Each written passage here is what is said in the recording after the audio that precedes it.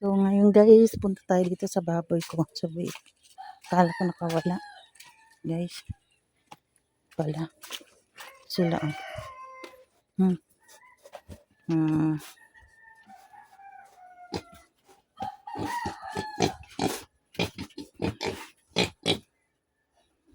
Taba nila na buyag.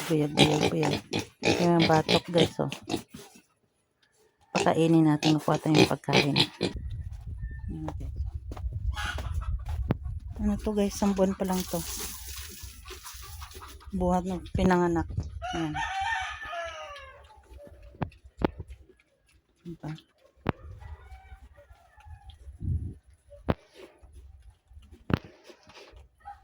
Buwan mahigit.